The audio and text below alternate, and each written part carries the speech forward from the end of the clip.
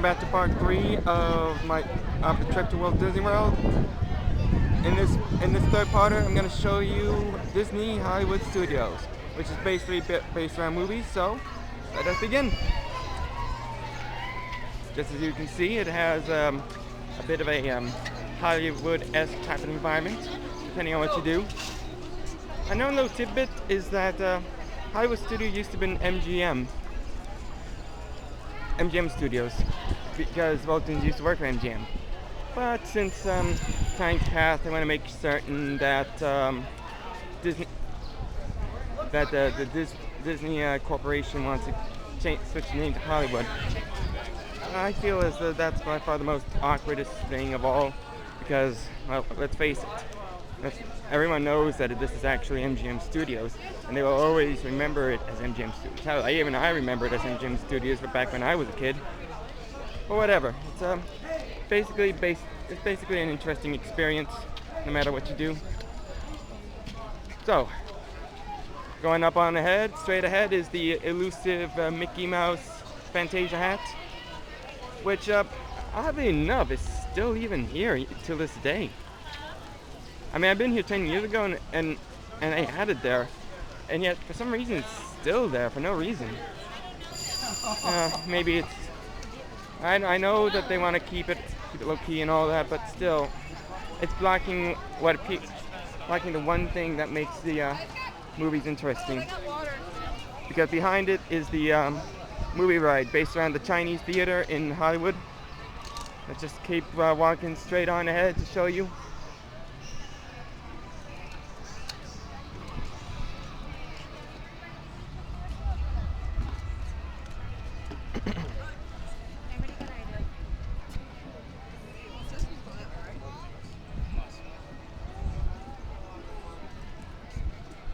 Pretty much a long walk from here.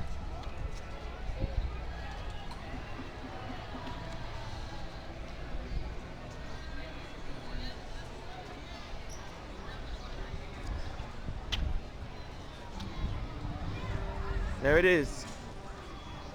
This is the great movie ride, which is actually inside of a replica of the Chinese theater.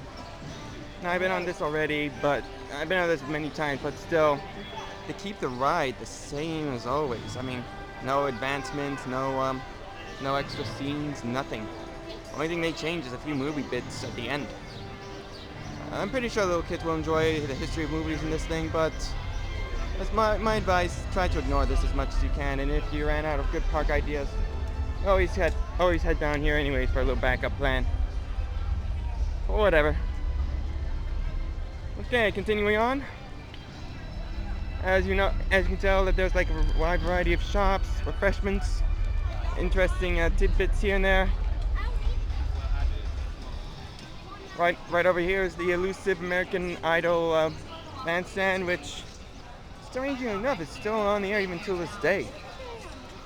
I can understand that the American Idol is the original before The Voice or The Voice or other singing competitions, but it's just kind of retarded. I don't surprise it's even still on the air. It's just a matter of why they're even thinking about keeping it there. Okay, we got this big lake here, and back there's that elusive dinosaur, famous. Let's continue walking on. Up in the front is the Indiana Jones stunt spectacular. You can't see it from this angle, but you know it's there. Oh, here's the Academy Hall of Fame. A wide variety of celebrities. Alright, now I got a good view. There it is, Indiana Jones.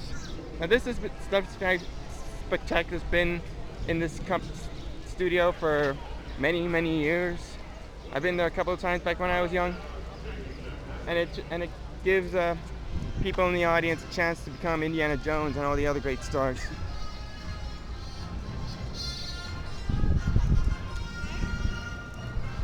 You know, I heard that they're going to remove the roller coaster of Indiana Jones in Disneyland Paris and replace with something much more different.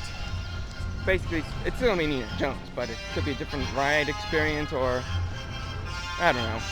just just a little nervous over that whole deal. But we'll see what happens as days go on. Now, approaching ahead is the Star Tours ride. Basically, it's the revamp of the Star Tour of the original Star Tours. This is now pretty much 3D. It's still a ride simulator, but it has 3D experiences. And a known fact is that they have a wide variety of stories that keep on switching up every now and then. Been on this one already, so if I saw like the whole Empire spy thing and going to Naboo, kind of sweet. The one thing I'm kind of worried about is the new show that Disney's putting called Star Wars Rebels. I'm certain that this is gonna take place during the after the Clone Wars, and it does have the same computer animations, but I'm still a little hesitant if this is gonna work or not. I mean, they tried Tron Uprising, and after one full season, they kind of turned it off due to Disney's terrible excuse for scheduling. But whatever, I'm pretty sure it'll be better than that. Then who knows? It's Star Wars. No, you can't cancel Star Wars that quickly. Okay, up in front is Muppet Vision 3D. It's a 3D theater with starring the original Muppets. I'm pretty sure it's the same type of showings they usually do. They never have much of a variety in that place. Used to before, but apparently it didn't work. Still, looks kind of fantastic on this angle. Who knows? Maybe in the next few years I might have to revamp that show. Got more stuff. There's the Pizza Planet restaurant, which I'm gonna post up a video on their arcade walkthrough shortly. Just keep walking up ahead. They also have like a variety of character meet and greets within the area. Like all the way up in front is Phineas and Ferb from the Disney XD show. Kind of never watched that show, but heard the kids like it because it has that platypus agent. I guess that's one thing you would like to watch no matter what you do. But whatever. They also have like the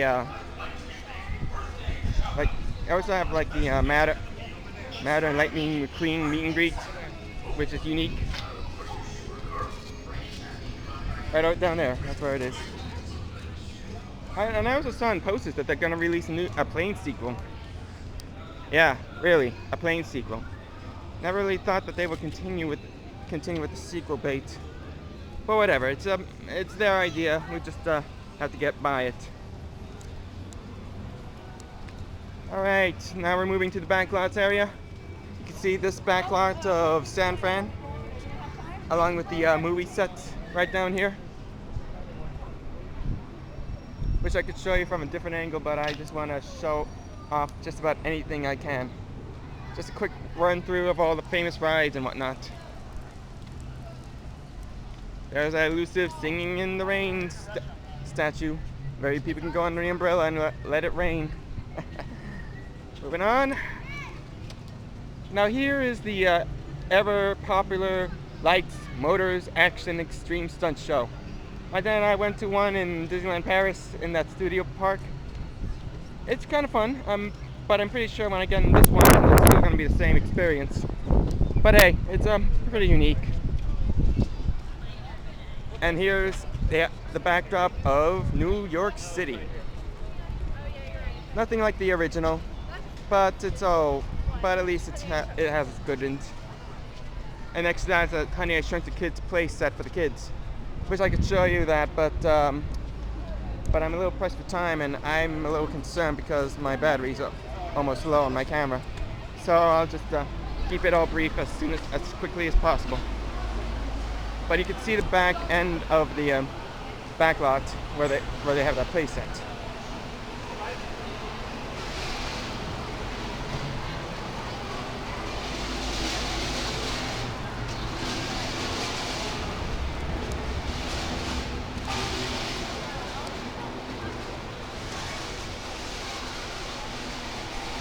All right, continuing on your left side is the little studio tours. You ever seen Universal's Hollywood that they do their own studio tour? Well, this is the Disney's own version. This is called the Studio Backlot tour. Now, I went on it already. Not much has changed, but you gotta admit it's kind of intense and it has a lot of interesting action. They always have the usual type of stuff: the Pearl Harbor scene, the earthquake scene. Basically, the usual suspects, no matter what you do. And now we're about to enter the Pixar lot. Look at that one, Dog's Mall. I don't know if that's going to be an actual mall or it could be something else. But whatever, it's just one of those usual things. Continuing on.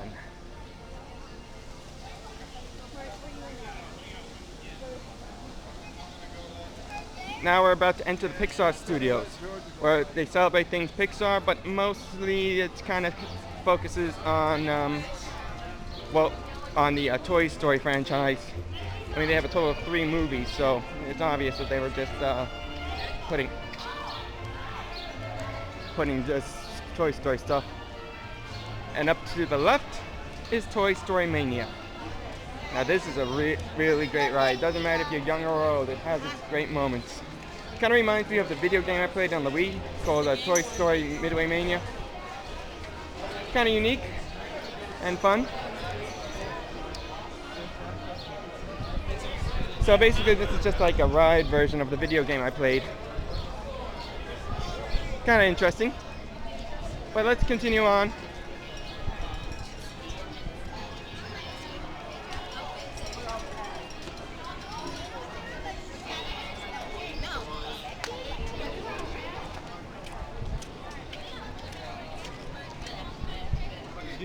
And of course back there is the Pixar Studios logo. Don't know why they don't have it in the back, but I guess it makes sense. Have it at the entrance, have it at the exit. Moving on ahead.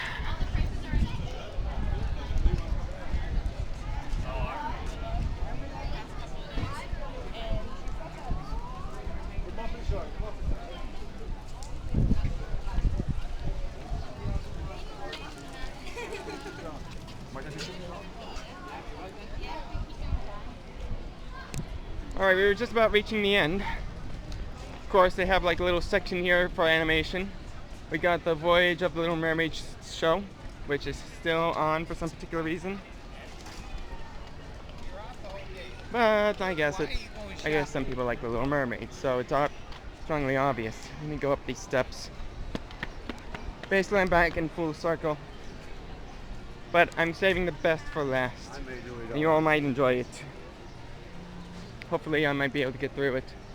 And of course there's that famous archway that used to have the MGM studios, but now it's the Disney's Hollywood Studios. Unbelievable. And right inside you get to see the junior show for the kids and the Disney Art of Animation, the Magic of Disney's animation section. A little tour. Let me just get a close-up on that place because I'm not going back and forth for no reason. Okay, let's move on along. And now we're about to enter the last part of Hollywood Studios. And I believe it's the most coolest part yet.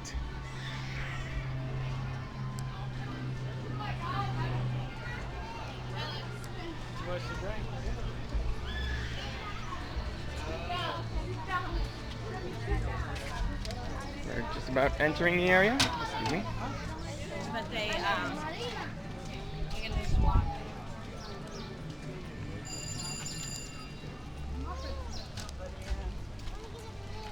Well, I got that. You have it.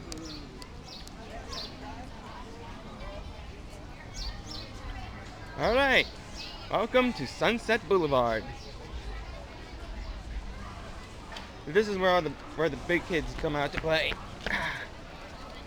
This is the by far the most famous area in all time, and that in the middle is what makes it special.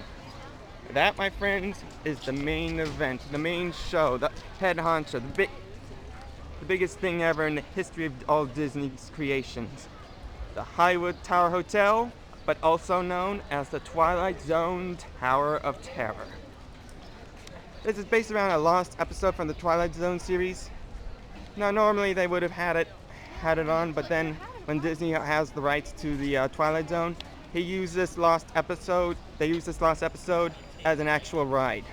Basically, it's a big-time drop ride. It takes you up and down in a variety of ways you can never seem possible. And the best part is, doesn't matter how many times you go on it, it's always exciting, always extreme, and always badass. You can imagine the many times I ride this bad boy right here. Even back in 1994 when it came out, it was just one big drop. But then as the years progressed, they went on ahead and do multiple drops so many times. They had other Tower Terrors too. There were two from both Anaheim, California, and Paris, and then there was one in Tokyo that had a different story involving a rich tycoon that goes around the world purchasing stuff and has a cursed tiki. But this is the original. This is what started the whole Tower of Terror experience. And you're never ever gonna get tired of it ever again. Of course, we have other places to go to. There's the Beauty and the Beast show, and they have this famous Fantasmic show that they always put up on a nightly basis. But this is where I go. This is where people go to have their fun. But if you're not into Tower of Terror and more into the roller coaster experience, then say no more than heading on down here. The Rock and Roller Coaster starring Aerosmith. This is actually an indoor roller coaster where you go upside down, corkscrewing, going left and right no matter where you go. It's a pretty fun experience. They had the same thing in their little Disney studios in Paris too. But it's a different experience because you do a little FX show. Went on there myself, but apparently they had issues with the lighting. But this is actually cool because you get onto a private limo, a super stretch limo, and you go through Hollywood in ways you can never imagine. And again, another strong recommendation. Basically, this is the reason why people go to Hollywood studios, and it's because of these two rides. So I guess that's pretty much it for the tour. I hope you enjoyed the third part. And the next part's going to be the Animal Kingdom. Now, if you excuse me, I'm going to ride this bad boy yet again. God, I love this ride.